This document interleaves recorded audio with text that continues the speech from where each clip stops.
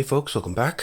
So today we're looking at a recent Kickstarter release. Just arrived on my doorstep a couple weeks ago. I haven't had time to look at it really much at all. I've watched the progress reports on the Kickstarter every so often, but my strategy with Kickstarters is to, when I like the project, put my money in on a pledge and then forget about it until it shows up, because otherwise you go crazy with delays and everything else and people get really frustrated. But I don't, because I forget about it. One day it shows up and I go, oh, I remember that, and then I get all excited. So I thought I'd open it up today in front of you guys and we'll take a look together, see what the heck this game actually is. So this is Tokyo Otherscape, the mythic cyberpunk RPG produced by Son of Oak Studios, the makers of City of Mist. You can see down here it says powered by City of Mist. It's not exactly 100% true because they did change the system a bit, but you'll recognize a lot of the basic framework, especially around character creation. The first thing I'll say about this box, so this is a box set. You can get this now from the City of Mist website. First thing I'll say about this is it's massive. Look how thick this is. This is way thicker than I expected it to be. If you look at the pictures on the Kickstarter page, it looks like a much more sort of normal thickness box set, but this is like 4 or 5 inches thick. It's absolutely enormous, which is good actually, because the extra stuff that came for us Kickstarter backers can actually fit inside this massive box. And what you have in here is a couple of hardcover books, and then a bunch of other stuff that you can see on the back here. Metro Otherscape, which is the core book basically, so that's all the core setting and rules for this kind of cyberpunk world. Rapid and custom character creation and evolution, it says. Guide for the MC, which is the equivalent of the GM or DM. Ready to use content, including a learn as you play starter job. Then you have the other hardcover book here, which is Tokyo Otherscape. That's the setting book for the Tokyo megacity, inhabited by kami, rogue AI, yokai, onmyoji, inspectors, and yakuza clans. You have 140 ready to use challenges and power sets, 10 fleshed out factions, a collection of 5 mini adventures, and 1 full-length adventure. You've got a 3-panel MC screen, you got 10 pre-generated characters, 20 tracking cards, which are these little guys here, and 6 signature dice, 2 in the color of the self, 2 for noise, and 2 for mythos.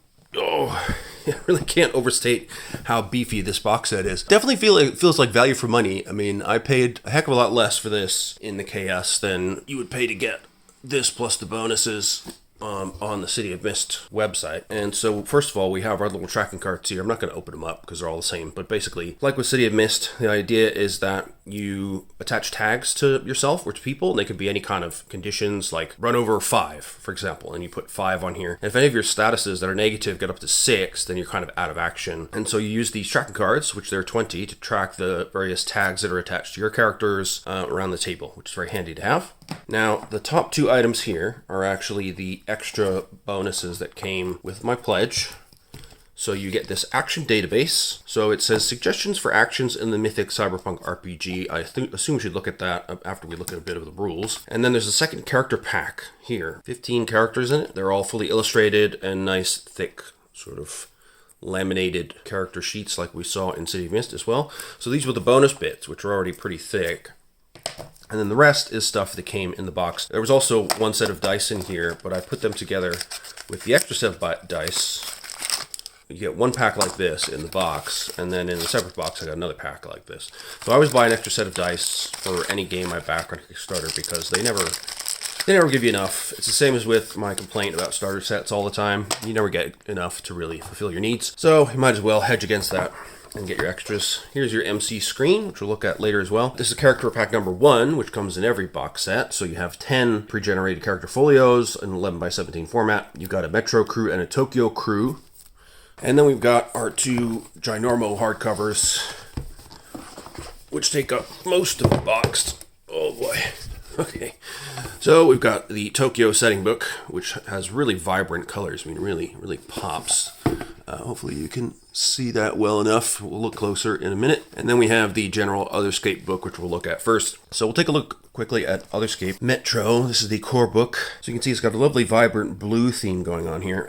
As with every book made by Son of Oak, the books themselves look fantastic. They're really high quality. The binding is good. Really thick hard covers. The colors in general are really vibrant and bright. Yeah, so there's some background here about the setting in general. So it's a sort of near future setting and it's cyberpunk-ish. But the addition to that is that basically we've been so overloaded by technology that it somehow opened the doors to mythological forces and occult forces now operating in the open. So demon spirits and monsters and gods and so forth have now now appeared in reality and starts to take place and take their part in the geopolitical power plays of human society. Corporations and individuals who become aware of these spiritual beings vie for their power, eager to harness it in their endless war for control. At the same time, technology continues to enhance humans beyond their point of origin into cybernetic beings that could contend with the gods. Talks about the sprawling megacities at the end of the world, the megacorps, and the godlike avatars. So it's a sort of fantasy cyberpunk role-playing game, which is a pretty unique mixture. You don't often see that, I think, besides Shadowrun, which is the key sort of forerunner of the fantasy cyberpunk genre. Most cyberpunk games are pretty strictly cyberpunk. There's not really a fantasy element to it. And this fantasy element is different than Shadowrun. It's not,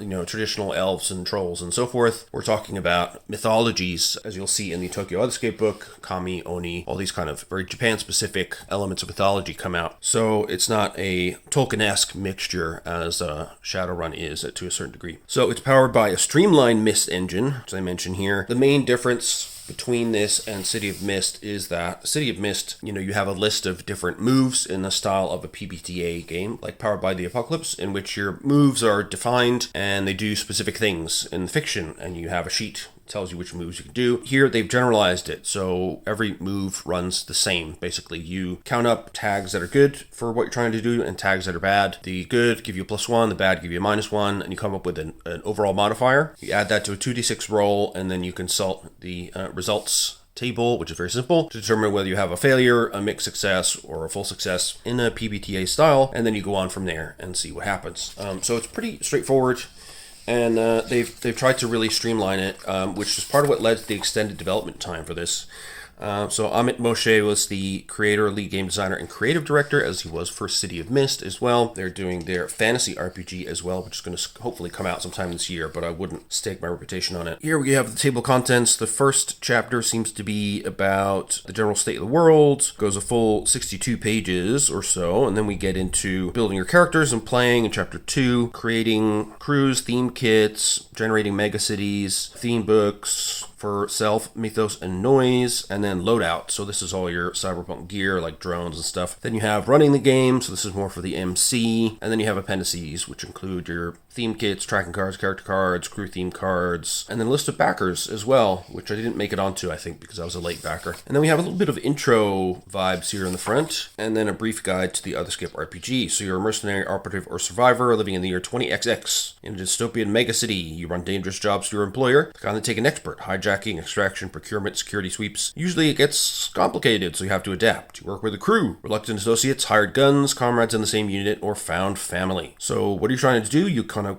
clear out an arcology swarming with mythical monsters, steal a source from a rival corp, or save a freedom fighter from a cyberspace dream. You might pull it off clean, but odds are it will go sideways somehow. It's likely you'll have to take the next job to clear the debt or undo the curse you got yourself into, but if all went well, you might instead have a juicy lead to follow for an even more lucrative job. Cool. Then we have basic take on actions. So you have abilities, qualities, and assets defined by 4 sets of short descriptions or tags. Each of the 4 sets focuses on a single theme, a core aspect of your character, and each tag describes something that your character is, has, or can do, such as charming, hacking console, or sense magic. When the time comes to take action, you count up your tags that help you take the action directly. The more you have, the better the outcome. Special tags called statuses mark transient conditions like wounded, mesmerized, or firewalled, describing your character's situation and at the same time increasing or decreasing their ability to take actions related to this description. Statuses have a tier, as I mentioned before, from 1 to 6, and 1 is mild and 6 can be deadly or permanently transformative. Then we have the basic game loop. So like Powered by the Apocalypse or PBTA, they frame the game as a conversation, so the MC will establish the scene, presenting challenges or making threats, and give a player the spotlight. The player will then describe an action they want to take, and often rolls the dice to determine the outcome. Depending on the outcome, or if threats were ignored, the MC then delivers consequences. The player's character reacts to mitigate those consequences. And you keep repeating that cycle between the player characters like a TV show switching between protagonists. Once that scene ends, you start up a new one, and the cycle takes place again. Then we talk about taking action. For casual or risk-free actions, you just describe it. The MC will confirm it. So I want to run over there and talk to that guy. No need to roll. It's not a big deal. Just do it. If you narrate a dangerous or dramatic action, then you have to roll for it. So you count your power by counting up the tags that help you. +1 for every helpful tag and -1 for every impeding tag. You also add the tier of your best status and subtract the tier of your worst status. You then roll 2 6-sided dice. If it's 10 or more, you succeed without consequences.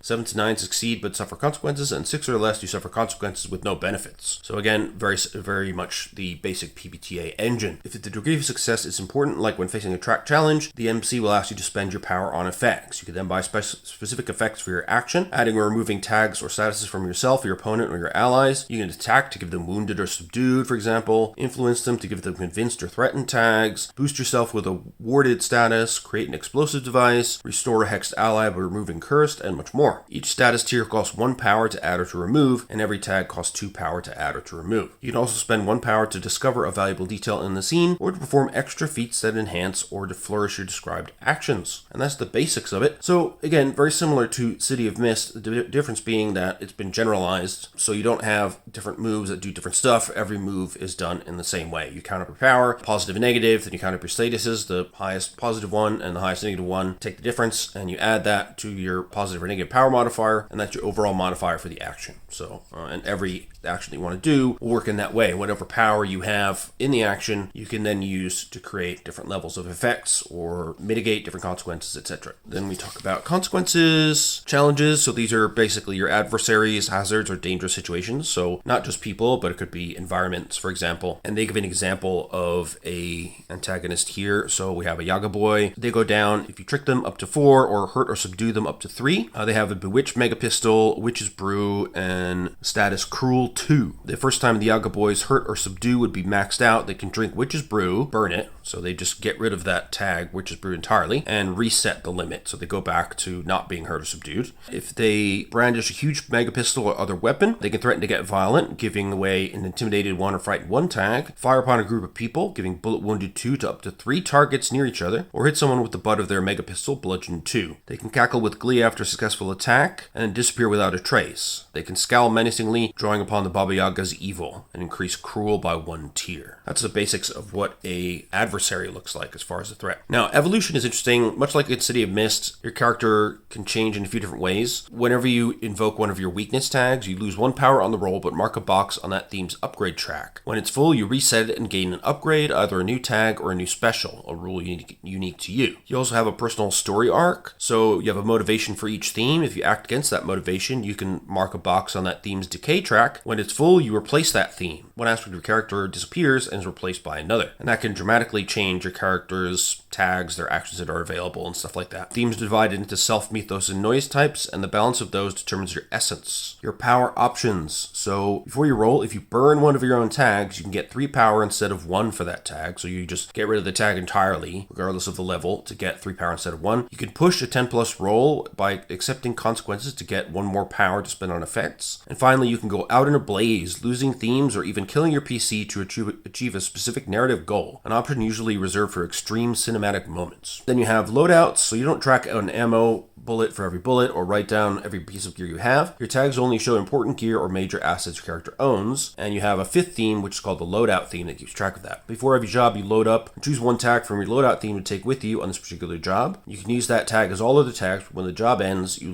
load off again, losing it, and then it tells you the basics of what's in the core book. So it's a really nice intro chapter. I mean, pretty much gives you everything you need to know to understand the basics of the game, and then you can kind of drill in. So it describes a bit of the Otherscape. We've got sort of a holographic pop star idol here with a pretty cool looking guitar. And we have the world in the year 20XX, the thematic pillars here, core concepts of the game. We have tech noir and mythology weaponized. We have gangs, cults, countercultures, oligarchic corruption, technological overdrive. The core theme that sets us apart from other settings of this type is the mythology aspect. So mythology being weaponized is new, and it's, mythology being turned into new kinds of power like tech, arms, drugs, and information.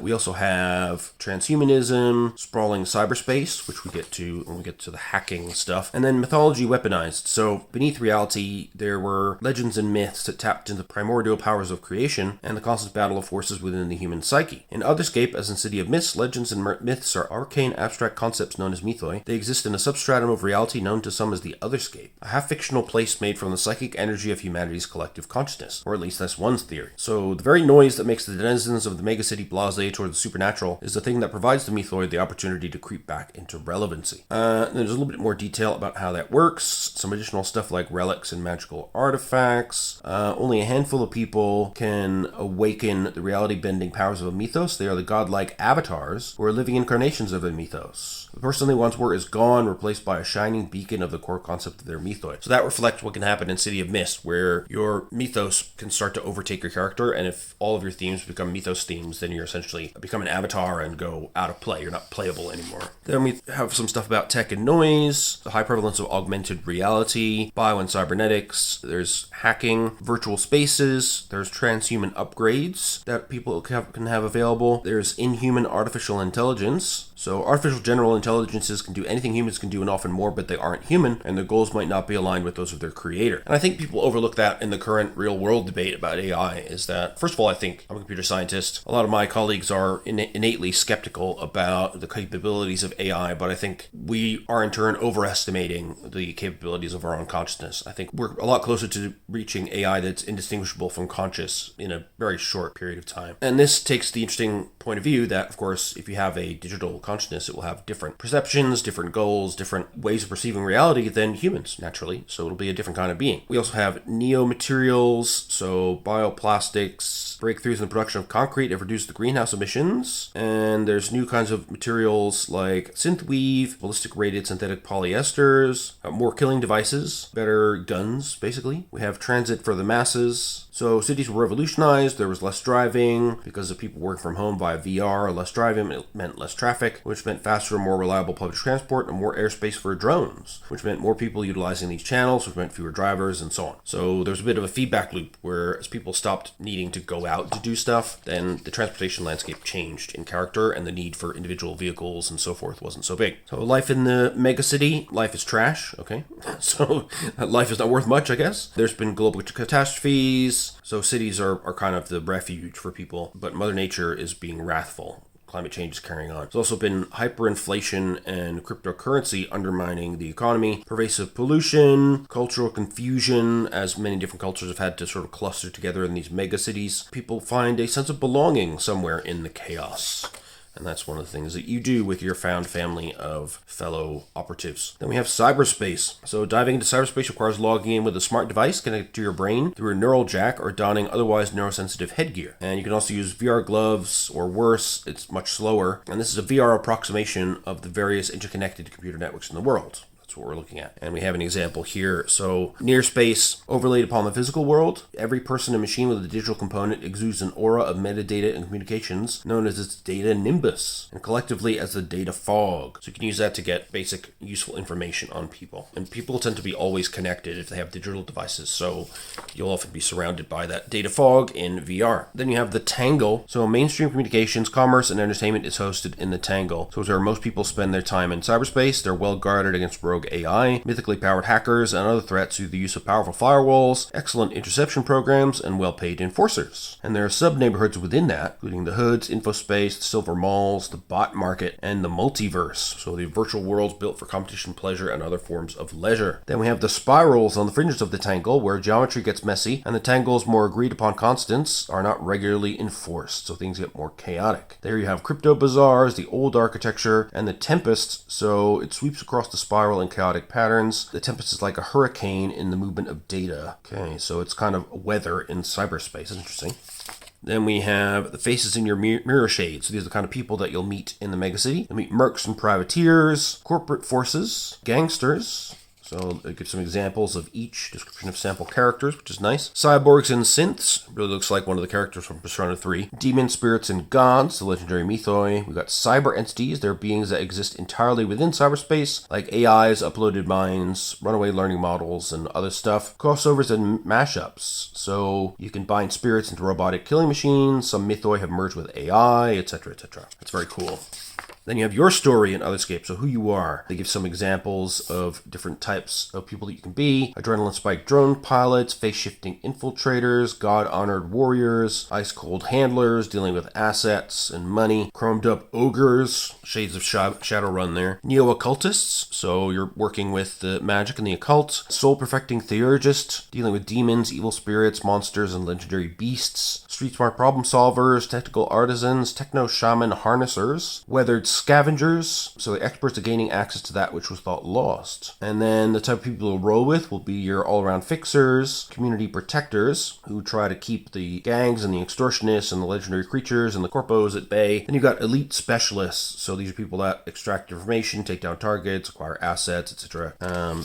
Then we have your found family. That's your group of people that you can trust in this menagerie of mayhem. You can also be encountering rebellious street gangs. Almost every citizen of the megacity commits some form of illegal activity, from leeching net access to buying stolen goods. About the only way left to get out from under the thumb of oppressive governments and corporate overlords. Source Cabal. These are people who are trying to fulfill the destiny of a legendary tale or serving the plans of an actual avatar. Source hunting privateers. You're trying to find the most powerful sources of mythoi and sell them to the highest bidder. Or you could be wanted for various crimes. You could be an idealistic firebrand who angered the wrong corp, or you could be a prison escapee or a prototype robot from a secret facility, all sorts of stuff. And then the different kind of gigs you'll do. Missions could be abducting, extracting, or hijacking, acquisition, stealing stuff, assaulting, raising, assassination, or shutdown, so different ways of saying destroying people or things. Brokering. These will be subtle negotiations to try and get talks going between different groups. Corporate espionage or disinformation, which is obvious enough. And exorcism, so the removal of unwanted supernatural forces from a location, object, a person, or even a cyberspace domain. Cool. Investigations into some kind of illusion or mystery. You could perform some kind of ritual in a world touched by mythoi. Performance of rituals in key places to exacting specifications could be key to unlocking the power of these newly arrived entities from the primordial collective consciousness. You'd be scouting the urban wilds, trying to uncover more parts of the megacity and useful things you can do and find. You could be a security detail and patrol for somebody. You could be source hunting. You could be moving assets, so usually objects, person, or sources from one physical or virtual location to another. Now, different places you can go. In the megacity, you'll have a commercial district, the core and downtown, which is where the CEOs, bigwigs, and media moguls hang out. Corporate enclaves, so corpos who group their headquarters to carve out part of the megacity as their own. The entertainment district, the industrial waterfront, and the mythic territory. So this is where avatars and their cults set up their centers in the district, and they can transform over time into an array of luxurious temples and shanty housing solutions for pilgrims. Sounds pretty interesting. You have a mixture of reality and unreality in various measures. Slums as well. You have your downtrodden workers there. Your undercity, so as the megacity grows upwards, it leaves behind buried layers like a river filling with silt. There are old shelters down there, abandoned offices, and possible buried relics. Then you have the urban wilds, so these are abandoned districts that were left behind as the megacity moved on and devoured someplace new. And then the kind of scenes that you'll have and the places that you'll have them are described as well. So you might find yourselves in places of certain significance. So these could be like monuments or well-known places within the megacity. The fringe zone, so somewhere desolate and isolated, or derelict catacombs, or there are also old domains in cyberspace housing dangerous codes in the spirals, and also even in parts of the Tangle, which is pretty well trafficked. You'll often have scenes in your living spaces, from nondescript safe houses to armored RVs to encampments and tents to bare essentials, coffin hotels to long abandoned subway cars and fallout shelters. You'll also find yourself in noisy, flashy marketplaces, both virtual and real, meeting places, hopefully neutral, secret, or both. You could be mingling in nightclubs. You could be hanging out in the seat of power with leaders and their elite forces. You could be looking in secured sites, so this is where powerful factions leave their useful stuff like money, data, sources, etc. The war zone, so this is where violence and malice erupt and scar the megacity. It could be conflict between street gangs and organized crime. It could be a robotic uprising or corporation fight, all kinds of stuff, and cyberspace might be included as well. There also can be workshops, which is where things get made, like guns, vehicles, robots, personal devices, drones, all sorts of stuff. And likewise, there'll be similar areas in cyberspace as well. Then we've got a bunch of examples of sources. So there's some cool stuff in here. Camazotz, the Mayan bat spirit of the underworld. Durandal, indestructible sword of Roland from French epics. Minerva, the Roman goddess of wisdom and owls. Moving Sands, the mythical obstacle of Chinese literature. Nagaloka from the realm of the Nagas. Ophanim, biblical wheel-shaped angels. Talos, the bronze automaton of Crete. And then some key players. So we have some background about key megacorps And these are designed to be kind of jumping off points, so I won't go into detail here. We've got New Michigan Motors and Manufacturing. Cogmog, they deliver products directly to consumers wherever they are in the moment, anywhere in the world. And they're a global monopoly, gobbling up the competition and paying the lobbyists to keep the sky open. So they're using drones to get you whatever you want. We have Vera Bangers. So these are criminals. The Santa Lucia Academy, a global chain of universities which originated from Catholic schools in Southeast Asia, involving a cold and efficient teaching regime that produces graduates on a production line. Got the Gordian, the underground cyberspace movement that has vowed to unmake the twisted world order with one simple cut. Interesting.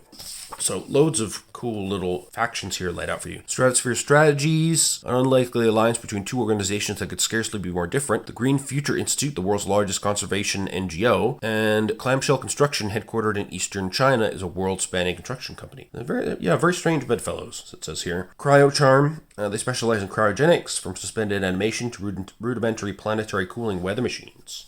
Wow, cool.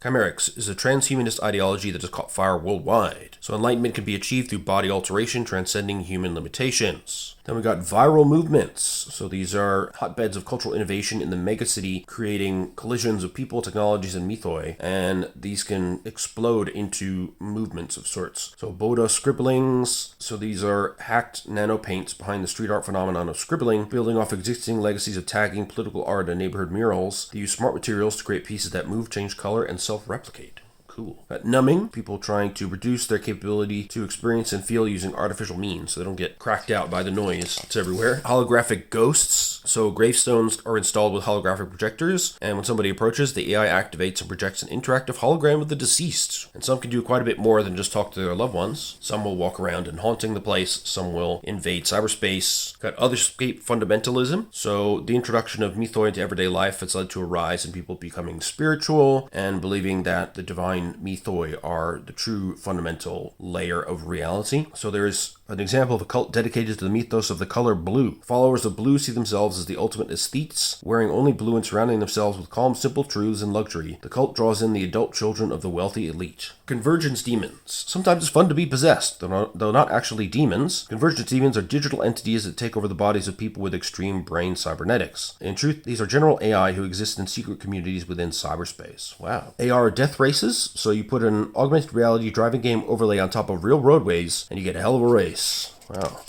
Philosophy and religion. So anachronism. So there are anachronists who try to survive the overstimulation of the new normal by distancing themselves, forming physical or mental barriers, and continue to worship their past religions like Christianity, Islam, Hinduism, and Buddhism as they were prior to the development of all this technology and noise. We also have neo-anachronism. They decided to update their worldview to modern media. So they consider themselves to be adherents to religions of the past, but they've been modified so that modern day followers can take part without abandoning all their crazy modern stuff. So they have organized VR pilgrimages, and you can sit at the feet of Cyber Buddha and all this kind of stuff. Simulationism, of course, the advent of virtual reality has led many more people to question the veracity of physical reality itself, which we see ever since The Matrix came out. We've seen some sizable fraction of people who have believed this, and of course, once simulation becomes more and more lifelike in cyberspace, I expect this would happen. Lots of people would believe that, well, reality itself could actually be a simulation. We never know the difference. Then there's materialism, which is the counterpoint to simulationism, where the physical world is the only real strata, and the digital world and the mystical are superimposed on meat space and require it to exist. Then we have otherscapism or source worshipping. So these are spiritual practices centered around accepting the lessons and teachings of a mythos. These are cults gathered around specific mythos in their avatars. We have interpen. So this is interpenetration theory or interdependence theory. So they believe no reality can exist without the other, and no sentient being truly exists only in one reality. So it's kind of trying to merge some of these ideas, and rather than taking a stark position on which reality layer is real, that in fact it's the confluence of our presences in these different realities that make us what we are. I like that. It's cool.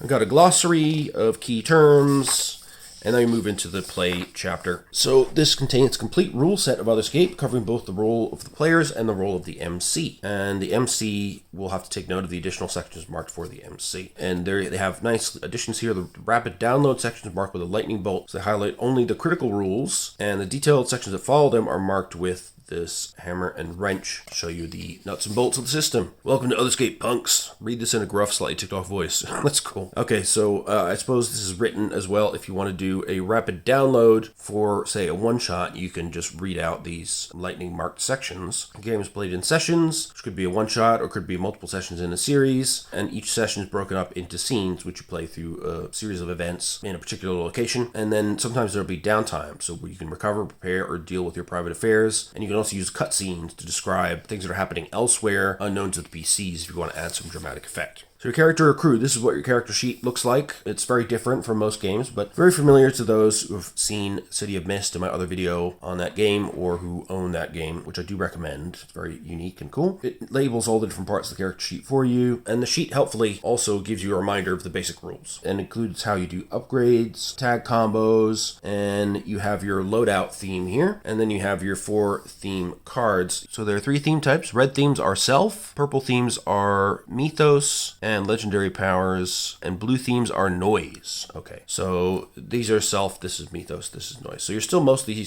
half self here, but you do have mythos and noise if you're Unagi. Then we have the character card described in more detail with the hacking deeper tag here. So words over numbers is a key aspect of the Mist engine, and this overhauled version of the Mist engine as well, which will also power the forthcoming fantasy role-playing game from Son of Oak Studios as well. So tags are about marking the effects of powers, your loadout, your weaknesses. Situational tags could be tied to a story. They could be good or bad depending on the situation. And you have statuses, which are transient and can be good or bad. And tags are highlighted in yellow and statuses in green in the text. They give loads of examples of different types of tags for quality, gear, assets, ability, skill, connections, scenes, and then some statuses like bruised, firewalled, sick, supercharged, etc. Tags help drive the story. They give you a clear idea of what is happening to a particular character, what the impact of your powers are, etc. And more details equals more power. If you describe your action with more tags, like a rocket launcher with anti-tank ammo, then that would be something much more powerful than just having a tag that says knife, which would effectively have the same power. But not everything needs a tag. Certain things can just be true, and you can add them to the fiction and move on. Tag duration, so tags are permanent. Statuses have a time limit. You can also burn tags, so you can't be used until it's recovered, and a burn story tag is removed entirely. And you take the flame icon next to it on your character sheet to record this, and then uncheck it when you recover the tags. And you can recover when the rules state it, or when it makes sense in the narrative. Burn story tags are removed and cannot be recovered. They can, however, be recreated using the standard rules for creating story tags. So again, burning tags is a way to get extra power on a particularly important role, which is handy. Then you have your different theme types explained in more detail. So each theme has a motivation. Self themes have an identity. Mythos has a ritual. Noise themes have an itch, an impulse you have to satisfy to maintain your integration with that technology. If you act against these themes, then you mark a decay box. And once you mark all 3 decay boxes, you replace it with a different theme. And then you also have on each theme, you'll have power tags, weakness tags, and the upgrade track. So power tags are the heart of a theme. First power tag defines the entire nature and context, and subsequent power tags describe specific aspects. Weakness tags help a theme grow. They can be invoked voluntarily by the PC or involuntarily by the MC or a player whose PC is currently an opponent of the PC who owns the tag. Each time you invoke the weakness, the player marks 1 box on the upgrade track, and there are other ways you can add upgrade ticks as well. Once you mark all 3 upgrade boxes, the upgrade track should be set to 0, and that theme gains an upgrade, allowing you to choose a new power tag, a new weakness tag, a theme special, and more. This represents your character focusing or giving more attention to that aspect of their lives. Theme specials are special rules that enhance a PC's abilities. You normally start without any and must unlock them by upgrading the theme. You also have a crew theme, so you have your whole crew has a theme card, which is shared between all the PCs. So it has a motivation, 3 power tags, 1 weakness tag, and can evolve as well to gain more tags and theme specials. It's a shared resource that can be used by any character, which makes it pretty interesting. Your character card also includes tags that reflect your relationship with other crew members. And you have a tag representing your relationship with that PC listed next to their name on your character card. You can invoke these just like any other tags. However, they're burned when they're invoked and cannot be burned for power. Crew relationship tags can be restored or changed during credit roll. Then we have how to play. Again, we have the established action and consequence loop which was described in the beginning. Some examples of scenes, who would be in the scenes, which could include PCs, challenges, and neutral NPCs. What happens in the scene, you want somebody to have the spotlight, and there should be something that they're doing, exploring the scene, improving the situation, addressing threats, or overcoming challenges. And what the MC will do in a scene, they'll describe the scene, announce threats, give the spotlight, ask players to make a roll, act as a referee for player actions, when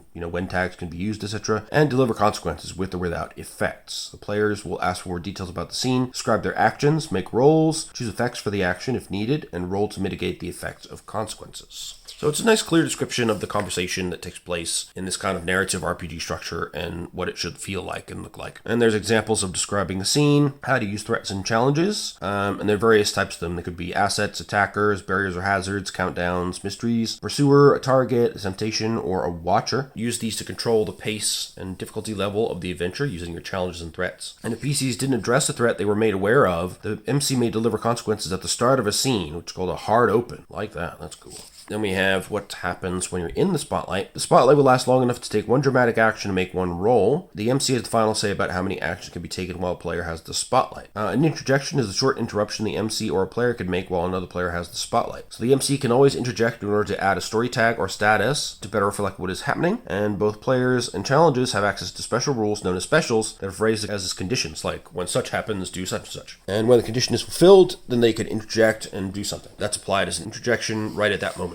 Then we have the rapid download for taking actions. We've got some tips for narration, about perception, movement, in-game conversations, what's dramatic and what is certain. So certain here means there are no major hurdles to succeed in this action. Dramatic means that an action is a compelling part of the story. It usually happens when something is at stake. So that's the kind of situation when you would roll dice. All right, then making a roll. One thing I love about the City of Mist games and this game as well is that they use double 6 dice. They're d6s on a d12. So they have 1 to 6 numbered twice on a d12. They're just nicer to roll than regular d6s. And now would be a good time to take a look at them. So let's see.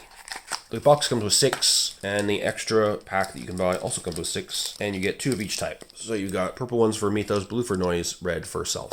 So you can see. And they are indeed D12s. A little bit hard to see the numbers in the camera. Try more visible color. There we go. And you can see that you've got a special symbol there for the 6. They're pretty cool dice. They've got a little bit of a transparent aspect to them as well. I would say the purple ones are not quite as visible as I might like as far as the numbering goes, but in general they look pretty nice and they feel good in the hands as well. And because they're D12s, they just are more fun to roll to me than a regular D6. They just feel smooth in the hand, and they just roll nicely. So they talk about when you're making a roll, counting power. Basically, only directly relevant tags can affect an action's power. One complaint I've heard from early players of this game is that, you end up in debates about what tags are directly relevant. I mean, that's sort of natural given the system they've gone with here. As a MC for this game, I would tend to be pretty restrictive in a way about what tags can be directly relevant. I mean, if you are in a fight and you want to add your gun tag, then I would say, of course. But if you want to add your personality, it has to be something that directly relates to the action you want to take. If you've got a tag about how cold-hearted you are and then you want to shoot, maybe that works, but other things won't work. You have to make good judgments. Otherwise, your players can build up very large power bonuses, even if they have negative statuses and other stuff. So they give some nice examples. Indirectly relevant tags don't affect an action's power. They give examples of that. And then they have the rolls and outcomes. So 6 is a miss, 7 to 9 is a mixed hit, 10 plus is a strong hit. Rolling snake eyes is always a miss. Boxcars is always considered a strong hit, even if the power would reduce the total below 10. So that's important to remember. Quick outcomes, you don't need to go off into tons of improv if you need mixed results or something like that. So they give examples of hacking a magnetic lock. If the result is a failure, the door opens but the alarm goes off. If it's mixed, the door opens but the hacker PC got tagged and they don't know it necessarily. If it's good, the door opens. If it's a great result, the hacker PC unlocks all other nearby locks as well. And you can still deliver consequences with your effects. The tags described above could be purely narrative or they could be described with actual tags. So then the last and optional part of taking an action involves choosing game effects. It's only invoked when the MC wants to track the outcome of the action. So we want to measure something with tags and statuses. And then there's more about that here. Don't spend time discussing whether a tag is relevant or not. Final call is always up to the MC. Players should always accept the MC's ruling to help facilitate the game. You can combine tags from any source in the action as long as they're relevant. There are also pre-generated tag combos on the pre-generated Otherscape characters, which is useful. You can't double dip on the same tag. Narrower special tags are more reliable. Broad tags are applicable, but are often considered considered indirectly relevant. And then they give some tips for the MC for adjudicating player actions based on tags. Now we have effects. So these are different things that can happen against an opponent or a target. So an attack maybe would give your opponent a harmful status, 1 power per tier, could disrupt them with a hindering tag or status like blind, shock, etc. Influence them, convince, threaten, provoke, hack. You could weaken them, nullify, diffuse, neutralize, etc. You could, for yourself or for your ally, bestow new abilities using tags. You could create a new object. You could give them an enhancing status, or restore or reduce a harmful status, or recover a burnt power tag. If you're on a process, you could advance or set back the process. And for other effects, you could discover something or mount an extra feat, 1 per additional power. So if you want to add an additional feature or minor achievement in the action, you get 1 per power that you apply to it. Then they give you some details of the costs, again, of each of those different aspects. How to track outcomes using tags, the discover effect and how to use it, when to make tags and when to make statuses, the extra feed effect and how to use it. So examples would be gaining extra benefits from the main action, embellishing or enhancing the main action, performing the main action exceptionally quickly, reaching a coveted position in the scene, protecting oneself or another from an incoming threat, blocking an opponent from reaching a good location, or grabbing something accessible in a way that would not entail a struggle.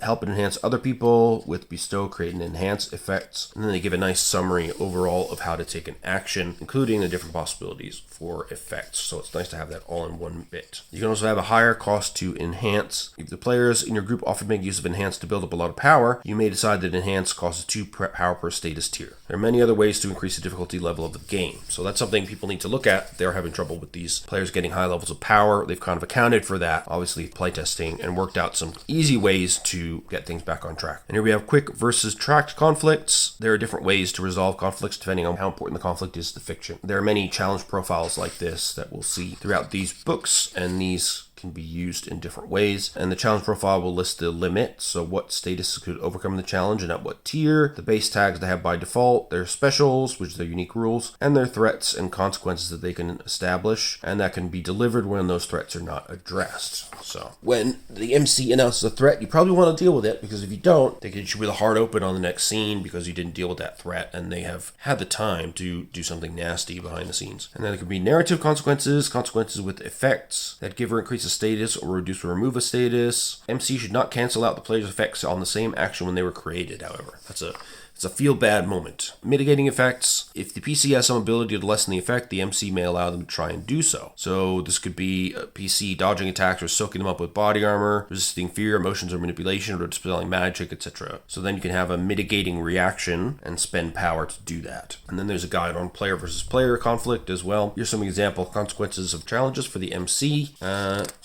Consequences from player actions. You can also let the player choose the consequences. You could give them like 2 or more possibilities and they can choose. There's also an optional rule for using weakness tags to generate consequences. That's cool. And we have our rapid download on statuses.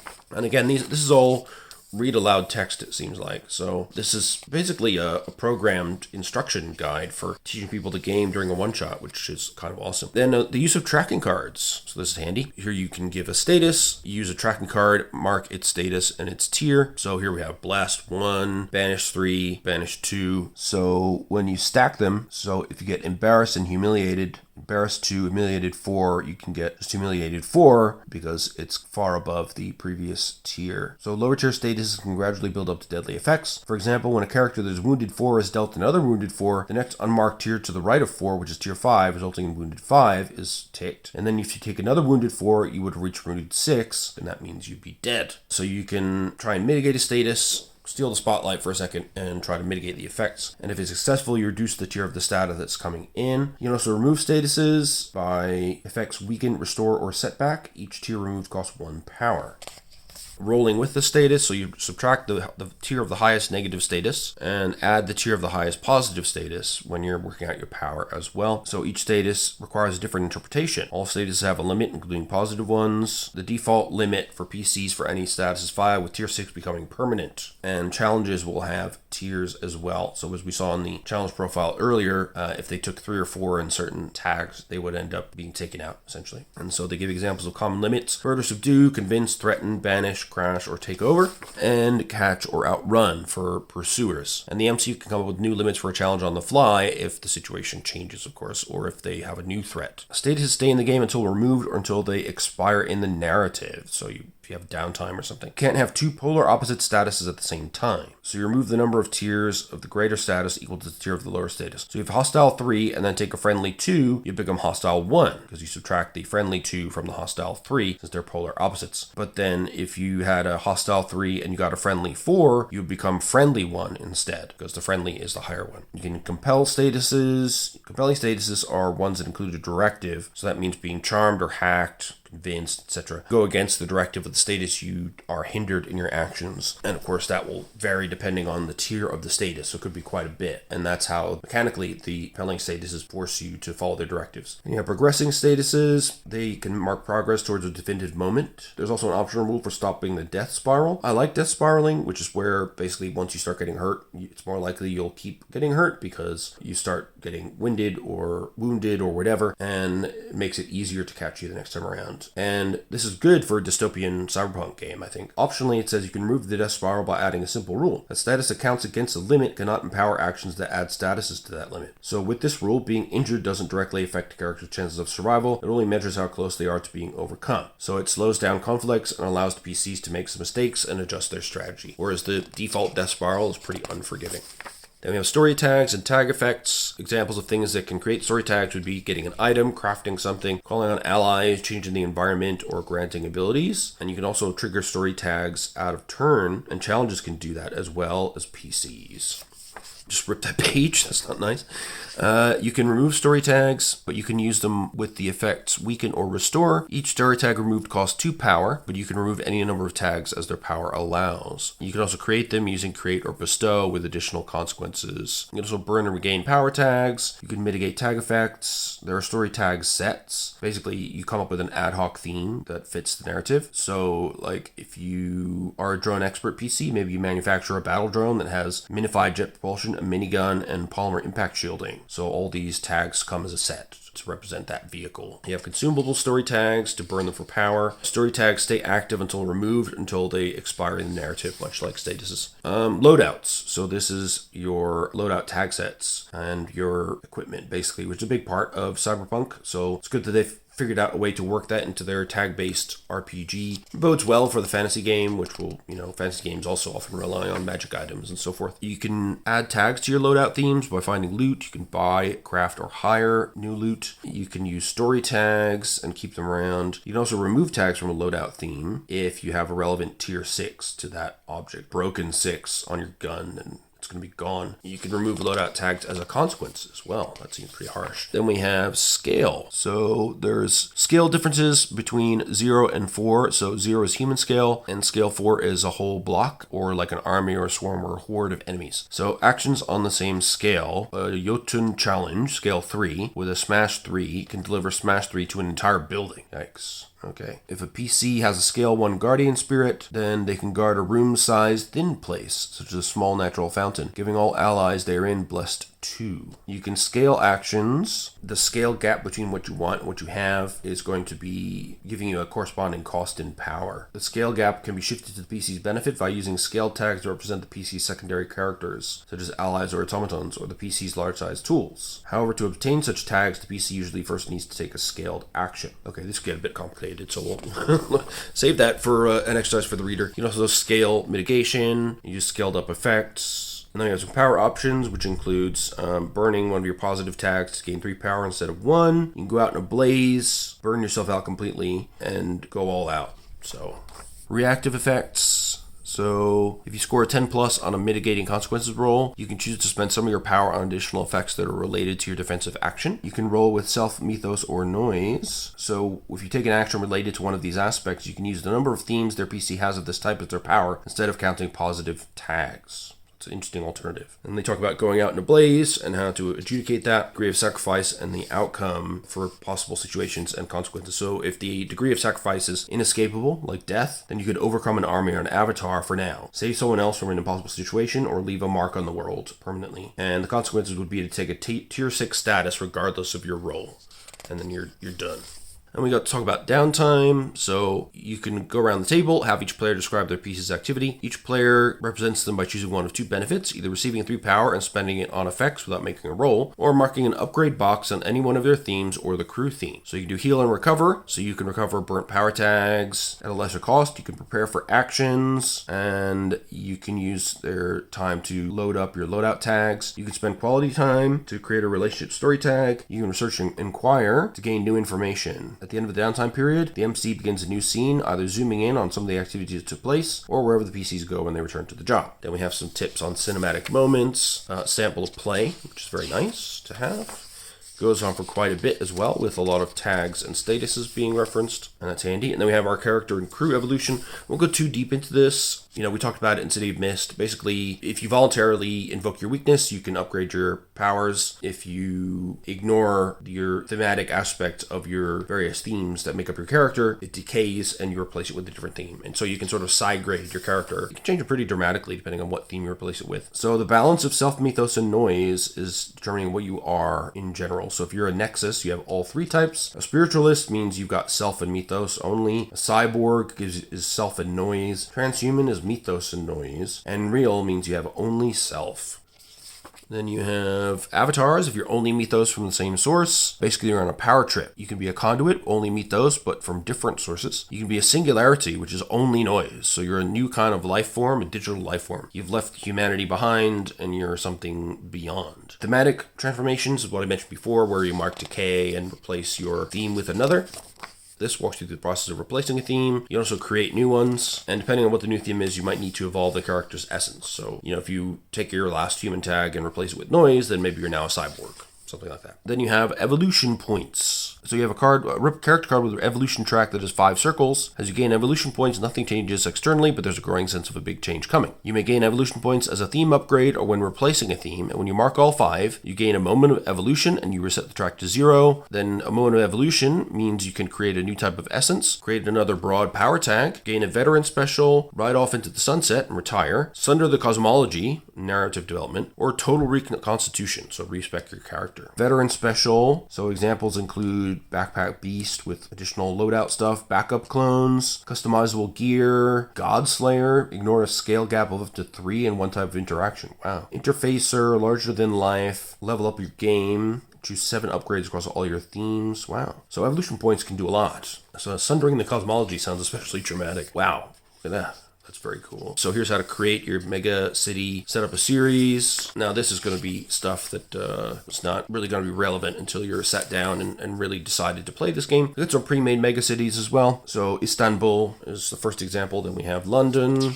London, Manchester Metroplex, actually, which includes a lot of subsidiary cities. Oxbridge, Nottingham. You got New San Francisco. And they've all got different sub-areas and tags that define them. Then you create your characters. Once you've got a setting going, then you pick your crew theme, your concept of the crew, power tag questions, weakness tag questions, your identity, ritual, or itch, and then your crew theme specials, of which there are several different types. Then you've got theme kits for different types of character generalities. So if you're an all-around fixer, they've got a theme kit for that. Elite Specialists, Rebellious Street Gang, Privateers, Wanted, Source Cabal, Found Family, or Community Protectors. Then you've got A Night in the Mega City. This is about setting the scene, basically. Asking questions, fleshing out details, and sort of say yes as much as possible to your players' creativity as they decide what the first night in that mega city feels like and looks like. Then you've got a Mega City Generator. Core Mega City questions, and how to create a Mega City map. Oh, cool. So you can roll for developments of the future history and interpret the results. Interpreting zones, thematic code, sub-themes, and developments. Oh, that's very cool. So you can create quite nice thematic details and narrative elements just using your dice and just rolling them for the different aspects of the megacity in those different areas. Gangs, cults, and countercultures, mythology weaponized, oligarchic corruption, sprawling cyberspace, tech noir and technological overdrive. Very cool. And transhumanism at the end. And they give an example of Berlin in the Otherscape. So the numbers that were rolled and what that generated in each case. It's cool. And then character creation. So you've got your 3 theme types. Mythos will be an artifact, companion, esoterica, or exposure. The noise will be augmentation, cutting edge, cyberspace, or drones. You got your loadout tag, which is separate from this trichotomy here. And then you've got the self, which is affiliation, assets, expertise, horizon, personality, and a troubled past. There's rapid character creation, and there's different self-theme types, mythos theme types, noise theme types explained. And then we have character tropes for assassins and spies, cybernetics junkies, cutting-edge techies, everyday survivors, hired guns, mystics and occultists, noir anti-heroes, power players, scavengers and outlanders, subculture exemplars, transhumans, and mixing matching theme kits as well, which is of course something you can do. And then they have the larger custom character creation method, which we won't go into, where you can even create your own themes and tags and so forth. But that, I think, is best saved for once you're experienced with the game, you've done a few runs. And then we go through the different theme books, assets, do things like money, heist gear, guns, and more guns. Expertise, so these are all self-tags in the red. Covert agent, gunslinger, investigator, med techie. Horizon, so this includes things like attaining enlightenment, limiting corruption. These are kind of goals for how you want to live. Personality, another self-themed book. Rebel without a cause, keep your secrets, performer, thrill seeker, troubled past. Here we got tragic loss, escaped servitude, raised in cyberspace, science experiment, survive the streets. Artifacts, so this is our first mythos theme book. A hero's sword, invisibility helm, possessed vehicle, war god's armor, wizard staff. Mythos theme book companion. You could have an arcane construct, a guardian spirit, a legendary sidekick, supernatural pet, a tech gremlin, trained monster, also awesome.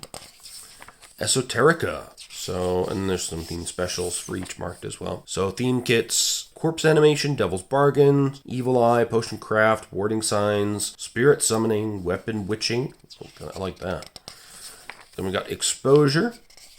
So you could have angelic wings, animate shadows, aura of authority, floral overgrowth, Midas touch. Oh, that's cool. Speaking with machines or warrior's instinct. Now we get into noise themes, augmentation. So enhanced senses, animalistic modifications, boosted mental capacity, chipped weapon mastery, hidden gadgets, impossibly good looks. I like that. Noise theme book, cutting edge. We've got advanced railguns, nanites, jumpsuits, experimental vehicles, force field, self-healing, cyberspace theme book, builder of worlds, cybernetic hijacker, information broker, intrusion specialist, post-human intelligence, like that, zeroed identity, so you're invisible in the other space. Drones, very characteristic of Shadowrun and other cyberpunk games. You can have android servants, giant robots, med wagons, mobile weapons platforms, RC racing stars, spy satellites, synthetic guard dog, there we go, some more probes. And then we got our loadout themes here. So access and perks. So these are items that help you stay safe or gain access to places like hackers on call, private VR domains, safe houses, etc. You got ammo, different types of bullets and rounds for weapons, apps, chips, and databases. So it could be a drone operator, heads-up display, mental map language and culture assistant, integrated weapons link. Got armor, so electronic warfare suits, Arachnus camouflage suit, body attachments and cybernetics. So you could have wings, power legs, dermal plating, head comms, carbon fiber muscles. By the way, for each of these, it gives you a description, feature tags, and a weakness tag as well. Pretty cool. And cyberspace stuff. There are a few good ones here. Electronic blanket, Gordian exploiter, new phase wireless sniffer, avatar mask, smarter jack identity buffer. Okay. We've got drones. Cool. Companion drone, Rex, Swarmlink, micro drones, military drones, unfolding backpack drones. Got enhancers. So these are for enhancing your body. So these are drugs like rapid healing nanobots. Rave drug called Sunspot, which is a hyperstimulant. Garments and fashion, so these can help you in social and influencing type tasks. Got merc gear, so these would be stuff that you need for mercenary jobs. Scanners, med kits, disguise kits, 3D scanners, wrist comms that are encrypted. Source touched items, these are your mythos and mystical stuff. You can have an aegis, a replica of the shield carried by the gods of ancient Greece. Demonic pendants, glass of true vision, ley line maps, prayer beads, comma explosive, a trap spirit, You can shatter the glass and release it. Vehicles, everything from sports cars, vertical takeoff and landing flyers, hoverboards. We've got weapons, silence pistols, monofilament longswords, shotguns, and a few more precision rifles, deep clean miniguns, flamethrowers, retractable staves. Again, as usual, beautiful artwork throughout the book. And then we have resources for the MC. So pushing the action, narrating, gritty versus cinematic narration, dealing with overprepared players, hackers harnessing and op support, designing series, gathering ideas for that, mapping out your key players and designing them, handling jobs and different types of jobs, designing jobs. Lots of great MC hot tips here. Really detailed as well, building a skeleton for the job. And then we've got creating challenges. The different parts of the profile that were outlined before. Creating challenges on the fly. Creating challenge profiles. And how you go about doing that. Choosing consequences and specials included. And then we have a challenge database. So the number of chips of noise here represents their relative difficulty. So we've got civilians and weirdos. Club VIPs. Source worshippers. Shady tech merchants. Corps and cops. Corporate executives. Investigators. Security guards. Got criminals and mercs, overlords, gang members, gunslingers, leg breakers. Cyberspace, we've got computer viruses, intrusion countermeasure AI, hackers, rogue AI possessors. Locations, crumbling buildings, hazardous zones, riots, in-place shrines. Outlanders, so it could be marauders, nomadic transport caravans, scavengers or survivalists, source touch and conjurations, clone mummies, electricity elemental, evolving beast, gremlins, love those, ghosts, succubi or incubi, I suppose, wrathful vines, technologies like gun turrets, security systems, surveillance drones, weaponized walker drones, and we've got movers and shakers. These are the big deals. They've got 4 on their threat here for Abigail, Badaiko, the Jolly Muso. They've got quite a bit of detail on what they can do. Armand Farzin, the CEO of Twin Banks Corporation. He's got a full 5 chips for himself. He's got the Serpent Guard and loads of other cool tags. Huang Xiu, the Undying Pursuer. Mama Diwa, there she is. Beloved Community Witch with Charms of Protection and Insect Familiars. Zachary Crossbones Edwards. We've got the Lady as well. So that's his Mythos compatriot. Self-power sets. So these are power sets you could use for constructing challenges relatively quickly, which is handy. And we got those for all 3 categories. And this is the starter job, strings attached, which I will skip handily. Got some threats in there. Locations and scenes all set up for you. Appendices. Oops. Challenges and power sets, theme kits, where to find them. Some stuff you can print out from the PDF if you need to, like more tracking cards, character cards, theme cards, if you want to make your own. And the different effects that you can do with extra power. So yeah, it's a pretty hefty book, but the underlying system is pretty simple.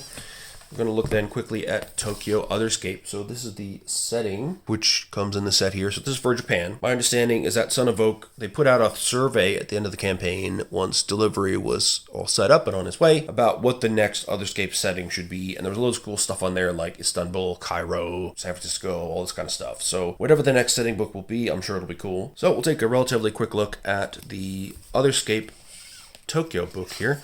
So since this is a setting guide, it's going to have a lot of details about, like, for example, the yokai database, key players.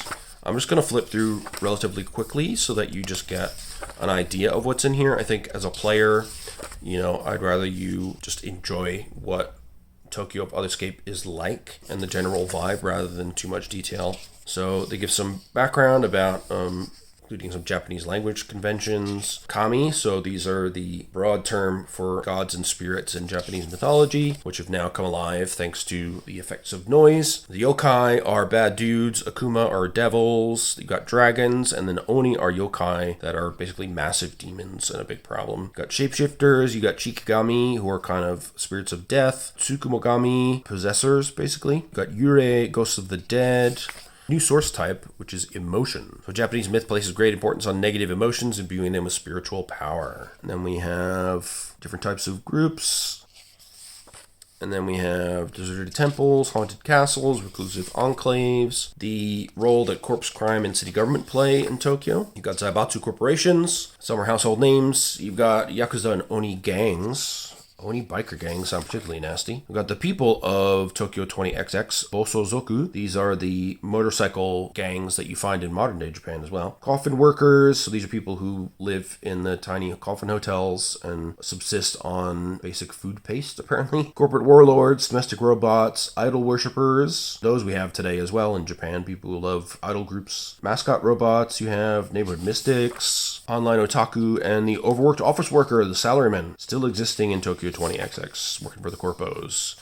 And then we have districts, military zones, assembly lines, Kami Islands, Old Tokyo, Tenryujo Island, Ryogen University, Zaibatsu Block, Meido. We got some scene locations, pachinko parlors, kombini or convenience store, izakaya, which are little bars, basically, typically with nice food as well.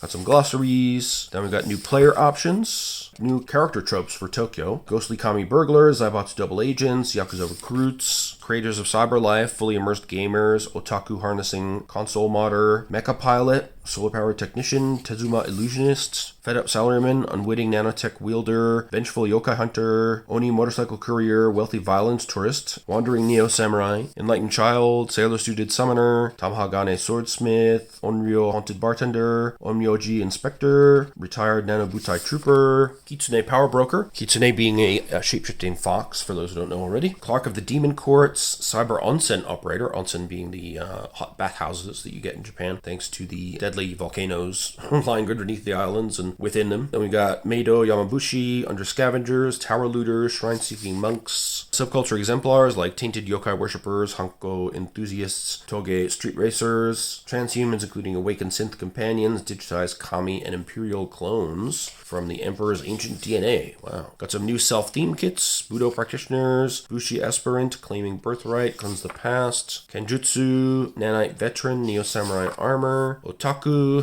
Yakuza membership, yokai slayer, Miyato's theme kits, Hanko seal magic, helpful ghosts, karmic decrees, Kitsune charm of trickery, legendary wovensmith, oni mask, onmyodo, based on the mystical understanding and manipulation of yin and yang energies and the 5 elements. Obviously an import from China. Shikigami, spirit bound to service of a master, and they're eerie spirits manifesting as overtly supernatural children or animal if so commanded, but otherwise tend to remain immaterial. Spirit form as well, Tezuma magic, Zen-like peace, that's awesome. And noise theme kits, anti-nanite gear, so nanites are apparently a big deal in Tokyo. AR gamer, briefcase weapons, enhanced clones, eye-catching projections, giant combat mecha. Well, that's awesome. Holographic companions, Kumo pilots. So these are giant, heavily modified construction robots. Laser edge katana. Wow. Sundog suit, synthetic bodies. Tamate Bako plugger. Okay, you excel at mounting formidable cyberspace attacks, not by writing ingenious code, but by plugging into your console ready-made hacking solutions called Tamate Bako, dongles, memory cards, and extensions that pack both pre-made software and the required hardware acceleration to support it. Oh, cool. Player character specials. So we have some new specials specific to characters in Tokyo. That's pretty awesome. And there's a bunch of those. New crew theme specials as well. New loadouts for the Tokyo Street catalog. Onryoji favor, Oni favor for access and perks. Got new types of ammo, new types of apps like Bushinshu, electronic sensorium recorder, artisan life calligraphy, Tamate Bako. Yeah, very cool stuff. So a lot of different options here. Yeah, you can get adaptive armor, mechanoid battle suits, articulated armor, of course, samurai themed stuff, new types of cybernetics, nano paint, amphibious implant suites, cosplay, Ishoku nano paint, very sense heightening Ishoku nano paint, cyberspace tags. So you got ghost silent running, traffic tracker Tamate Bako, drone hijacking freeware,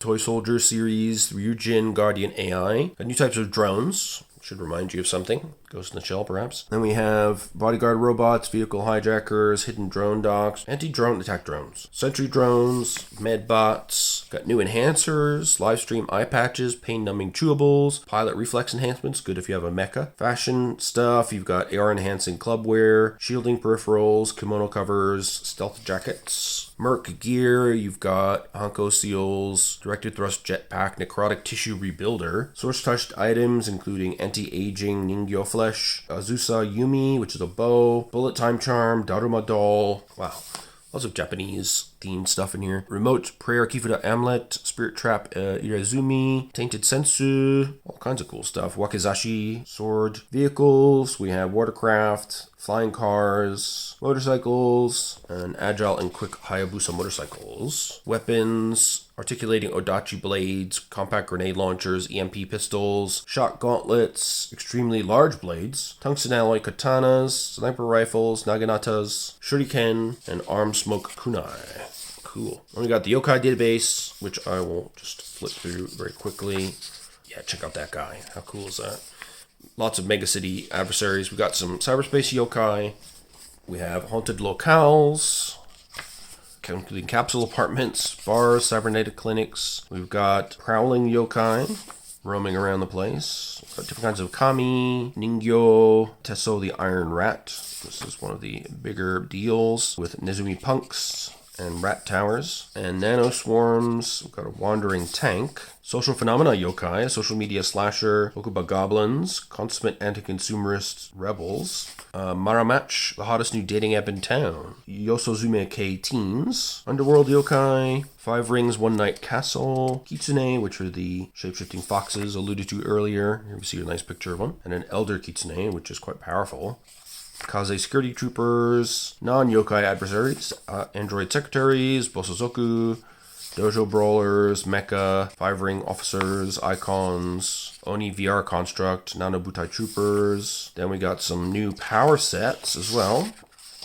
Kyoto marksmanship technique, local to ward, master crafted, mountain of muscle, mounted gunslinger, street fighting, otaku, shuriken jutsu expert, sword master, new mythos sets, kami blessed, key sensitive, shape changing, tainted, tanren ascetic, uncanny bare hands warrior, zen enlightened. Very nice. Noise power sets, bot sympathizer, extra limbs, exoskeleton operator, hive linked, nanite shrouded, tamate bako plugger, tech artisan. Then we got yokai vendors and goods in the loot catalog. These are hard to reach or hard to find suppliers of unique gear and items, most of which are enchanted by kami or tainted by yokai or sold by supernatural beings. Takara Neko Kombini, supernatural convenience store with the waving cat. Cool. So I won't spoil this stuff either. Wayside shrines to give you boons of power. Key players. So here we have factions, and we'll just kindly and swiftly move past these so as not to spoil all the excitement. Obviously there's going to be Zaibatsu, there's going to be your Oni gangs,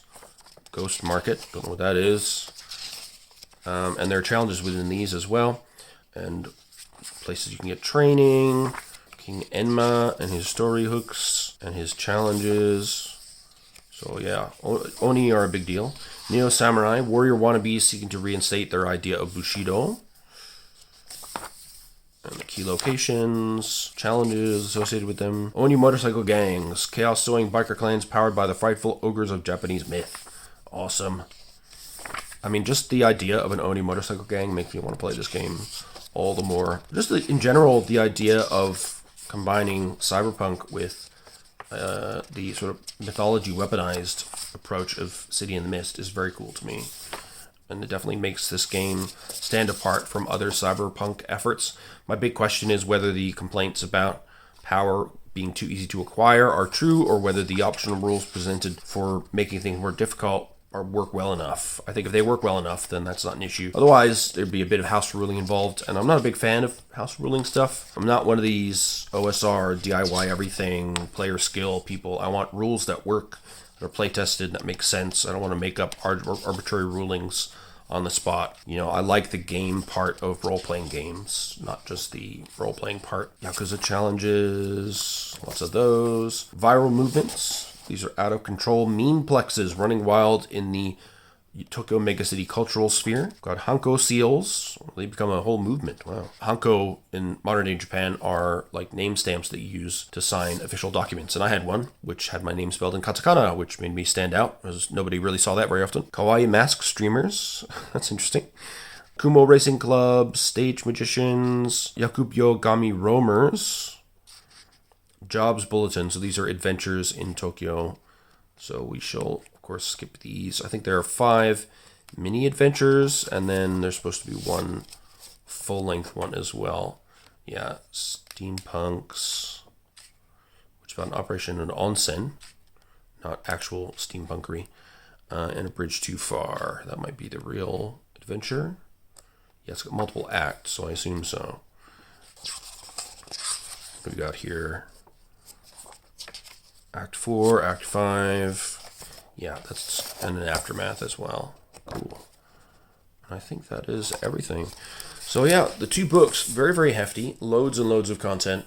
The Tokyo book is actually exciting even more than the core book. The core book gives you this vast space of possibilities, and then the setting book takes that and sort of brings it down to earth in this really cool setting that, you know, as a former Tokyo resident, I find really inspiring. And I have a particular interest in Japanese mythology, so they've really hit my sweet spot there. So other than that, we'll just quickly look at the other cool bits that come with this. So first off, we have the Game Master's screen. So if we look at the artwork here, we have a picture of the Tokyo Otherscape and some of our iconic characters here that you'll find in the character packs. On the flip side, you find a nice reminder for the MC of how a scene's supposed to work, establish action consequences, interjections at any time, player action roles and how they work, player actions and effects, downtime and loadout, consequences with effects, and then how to use a status tracker, consequences arising from player actions, threats, consequences from challenges, tweaking the difficulty level. This, again, very important. So you can be more or less strict with tags and statuses, add more challenges, use challenges that they're weak against, add more tags to your challenges, add scale, make multiple threats in a single PC spotlight, add story tags or secondary challenges that work against the PCs but not your challenges. And they give you references for more details on those as well. So yeah, again, I feel like maybe the complaints that I've seen about this are a bit early days. People haven't really gotten familiar with the rule set just yet. I mean, if the GM screen itself tells you how to increase the difficulty and there's expansive further text on that, I think that should be able to do enough to counteract if your players are getting too many points for their power. And we have consequences by action categories, and then different suggestions for those, and finally status suggestions. So really handy reference for you MCs out there, which will be me most certainly. Then we have the action database, which was a bonus item. You can buy this separately from the online store, but I got it as part of my KS backing. So this basically, the core rules of the game are of course in Metro Otherscape. This is just an encyclopedic collection of suggestions to use for typical Otherscape actions and how to resolve them in the game. So just very handy. So there's a table of contents here. You've got actions for different types of attacks, cyberspace, exploration and survival, mythos actions, social interactions, spycraft, and tech and gear stuff. So again, I'm not going to go through all these, but they give you some general consequence tips. Then we have our combat actions, combat statuses that are commonplace, different types of attacks and how they would be adjudicated, restraining opponents, tactical attacks, attack to gear, feinting and distracting attacks, impairing attacks, trick shots, combat support, tactical teamwork, combat movement, combat defense.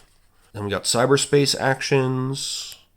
So threat scanning, intrusion countermeasures, hacking styles, hacking as a scene versus hacking in a scene. That's interesting. Killing digital ghosts. So here we have data, network, and coding actions. Accessing data, data forgery, disconnecting, protecting data or programs, repairing data or programs, scanning the network, tracing data or signals, writing a new program, hacking by blocking digital attack, crashing a node or a program, disrupting device functionality, overriding or fooling a security device, taking control over a node or a program, VR modeling, altering the VR environment, creating VR constructs, customizing an avatar, harnessing, so you can harness a brain.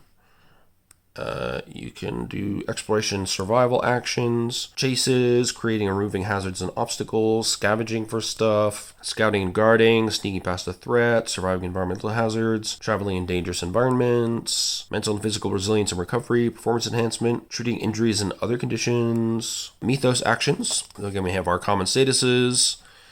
Then we've got using mythic powers, so you can aid others, attack, divine or use magical senses, find or focus on a specific ability, grant abilities to people or items, healing with mythos powers, manipulating others, manipulating and moving and evading with mythos powers, protecting and shapeshifting and transformation, shaping the environment with mythos powers, mythoi and sources, communicating with a mythos, communing with a mythos, identifying a source, conjuring and companions. So you can banish conjurations, or you can command a conjuration, you can summon a conjuration, you can counter, dispel, or disenchant mythos powers and sources, perform magical rituals, sourcecraft, perform warding, social interactions, your common statuses. You can make purchases, negotiate fees, sell stuff, pay for a service, do competitions. It's pretty cool.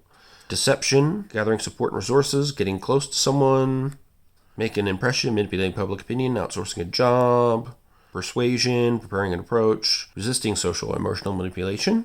Teamwork actions, you can help and support people, do leadership, team prep, and then spycraft, that's cool. Avoiding attention and staying anonymous, infiltrating, losing a tail, sneaking and hiding, surveilling, gathering intel, conversational inquiries, researching a topic, recon, searching and investigating a scene. Tech and gear actions, you can evaluate and activate tech, operate a drone, program a drone, pilot a drone, reload and recharge, set a trap, building, crafting, or upgrading tech, maintaining and repairing tech, tampering with the device. And then we have our appendices, which list all the actions where you can find them. So yeah, that's super useful, and it shows that while the system is basic in structure, I mean, there's some pretty detailed actions that can be easily adjudicated using that system. And they give you plentiful examples in here, so that's really valuable for both player and MC. Now I'll take a quick look at the character packs. Alright, so Character Pack 1 includes 5 general Metro crew and 5 Tokyo specific crew. We'll just take a quick look at these so you can see how nice they are. So on one side, you have a sort of full-sized portrait of the character, a little summary of who they are in character. And then on the other side, you have on the top your description of the character, the how to play, summary, upgrades, tag combos, loadout tags, and then there are 4 different themes here. So he's got Goblin Tricks, Arcology, Refugee, Social Engineering, and Hacking on the Go. Again, purple are Mythos themes, red are Self, and blue are Noise. So we've got Dokebi here. Then we've got...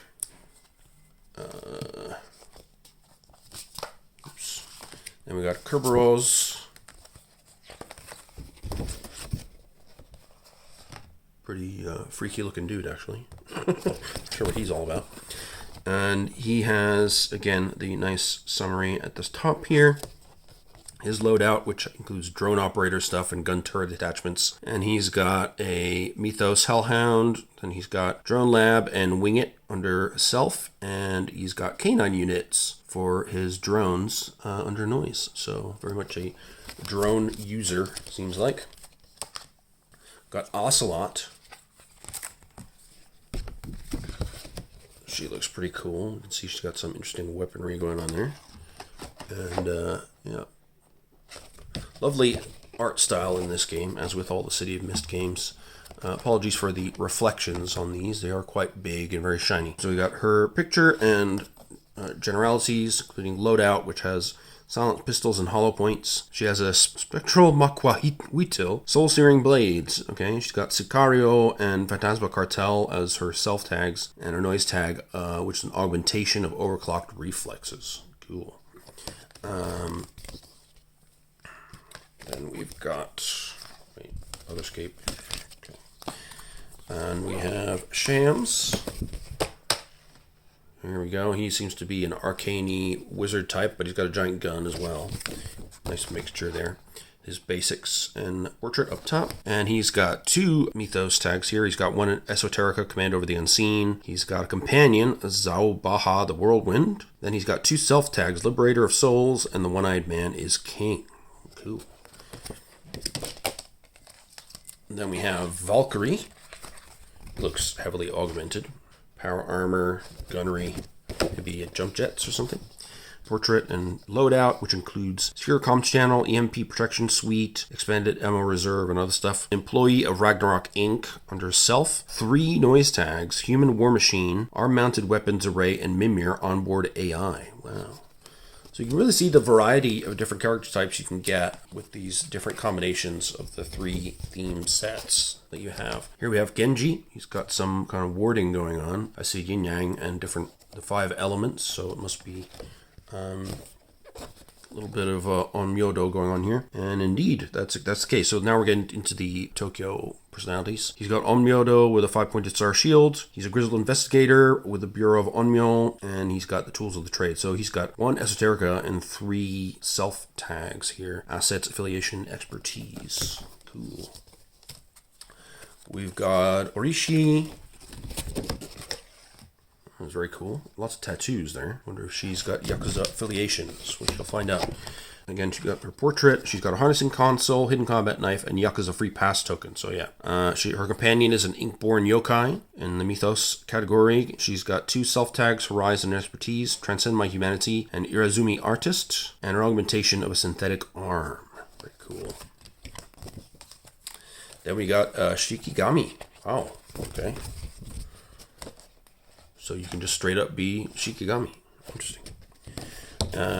So she has her portrait, a little bit of Japanese there, and then she has 2 mythos tags: Exposure and Esoterica, Spy Spirit, and Soul Weaving Battle Form, respectively, and 2 noise tags: Digital Presence and Machine Possession. She can inhabit robotics, absorb ambient data. Wow, very cool. She's got a Digital Katana, Silent Running Protocol, and Orb of Spirit Energy. Nice. Then we have Unagi. We've seen her picture quite a few times. Very cool. She's got some AR going on here. Some kind of ice pick. Looks potentially useful and or painful. She's got a rapid fire machine pistol, polymer rope gun, climbing pick. Her exposure tag under Mythos is Eel Princess. Slippery skin and can breathe underwater. And for self, she's got Scavenger and Looking for Naoko. And she's got the augmentation of a Deep Delve scanner to look for anomalies. Cool. And then finally we have Wilson, who appears to be an Oni ganger. Look at that guy. Very cool. And let's see. Yeah. I love that he's called Wilson.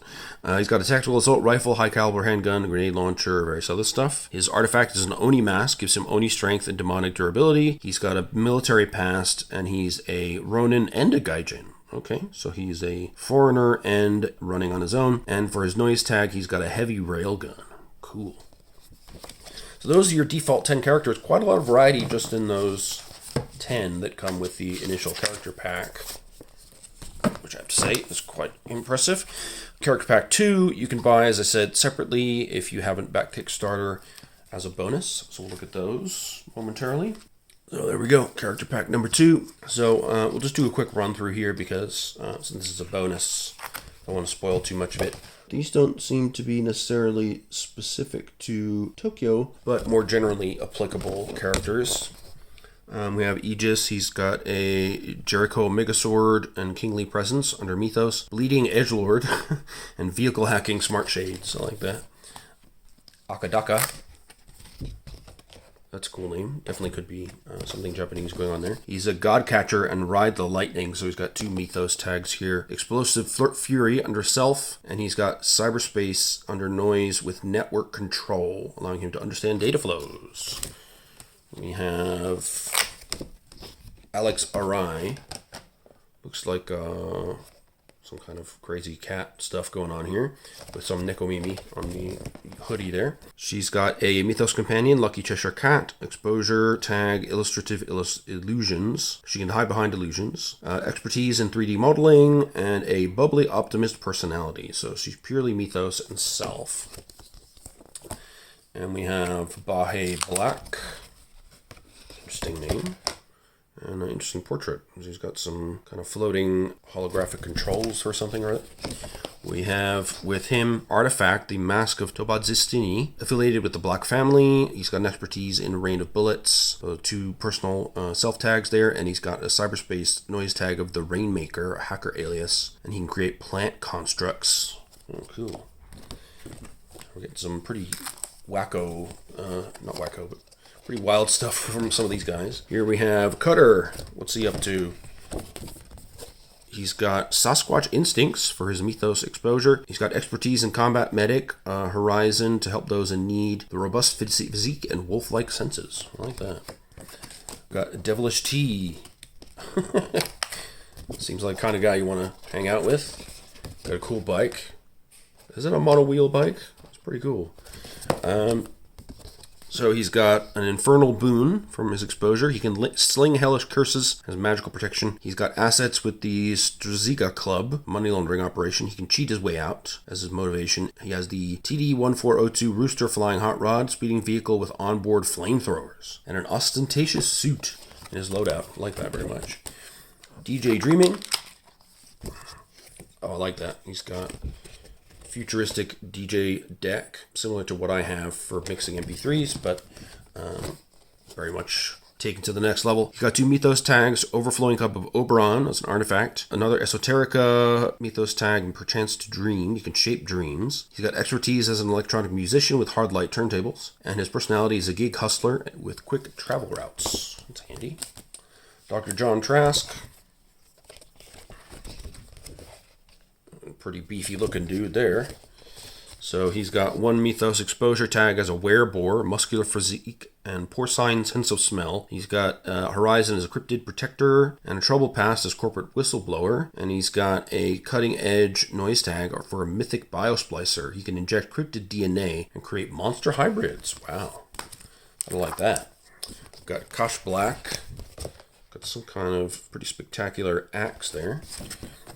So he has the Mask of Naya Nezgani as an artifact. He can hunt the unnatural and summon ancestral weaponry. He's got obscene criminal wealth. He's a people person, and he's armed and dangerous. So he's got 3 self-tags and 1 Mythos. So no noise to be found with him.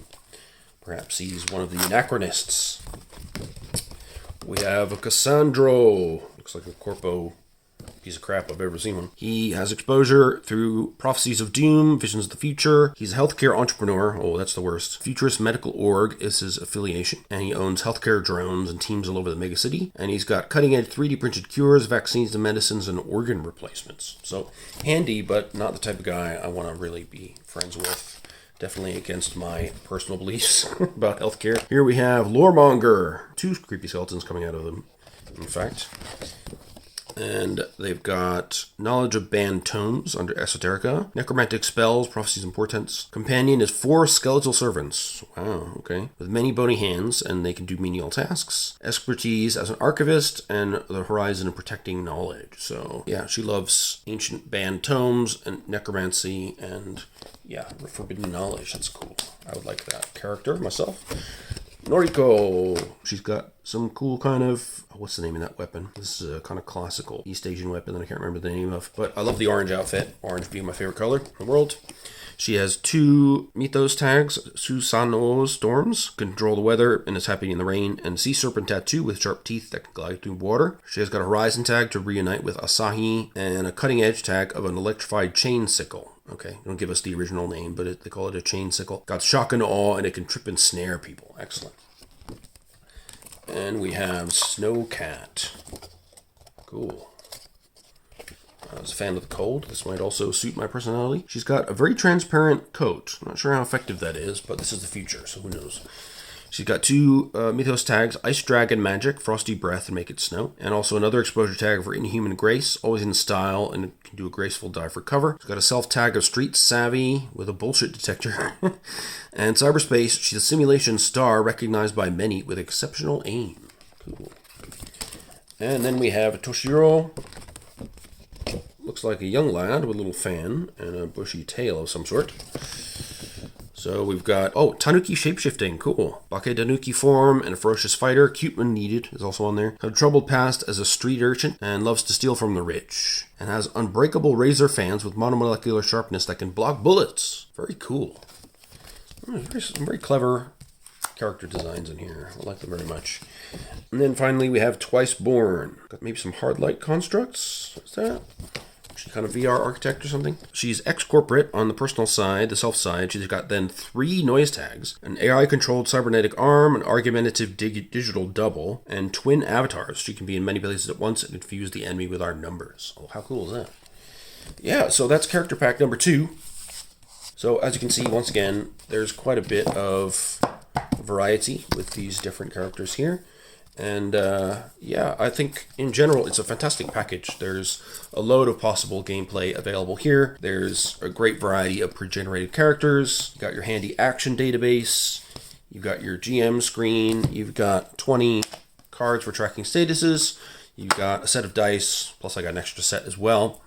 More characters, and then 2 big lovely books, just absolutely packed with stuff. So, all told, what would I say about this? I think if you're into narrative gameplay, this should definitely be on your radar, just as with City of Mist. If the cyberpunk kind of worldview appeals to you more than the kind of mythological superhero / persona angle of City in the Mist, then I would definitely check this out. I think the new system, I'll have to check out how it works in play, but in theory it sounds really good because all actions basically resolve the same, and then you have the action database to give you specifics if there's particular things your players want to do and you're not sure how to adjudicate it. It's all right there in the action database, and there's a PDF, of course, of that as well. I think the components are excellent quality as always. The box is remarkably huge. It's good value for money. I'm not sure what the retail price is right now, but I think even given the typical price increase that comes with not being a Kickstarter backer, you will not feel cheated. I mean, both of these books are very large, well over 300 pages. In the case of Metro, let's see, I don't actually know how long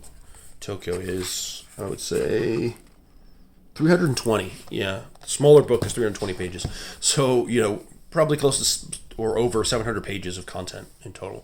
So yeah, I'm really excited to play this. I hope that gives you a good idea of what you get in the box. I mean, it's pretty much a huge amount of stuff and many sessions worth of play without having to actually build anything yourself if you don't want to, which is handy for me, and other people have no time. But there's also all the ingredients there to create themes and power sets and characters and cityscapes and everything all by yourself and with added tools to make it even easier, which I think is fantastic. So it looks like a really polished package. I like the way that there's rapid download read alouds that allow you to kind of onboard new players into the game right away without having to use like a quick start, separate pamphlet or anything. It's just built right into the book. There's lots of nice touches throughout, great art throughout, high quality components as always. And yeah, having all these big thick packs of pre-gen characters means starting up a session is really easy. So I definitely think it'll come to the table, and I'm really excited to do that. I hope you enjoyed this little preview. Let me know what you think in the comments. If you have experience of playing it, you have any hot tips or pluses or demerits, please let me know. In the meantime, everybody take care.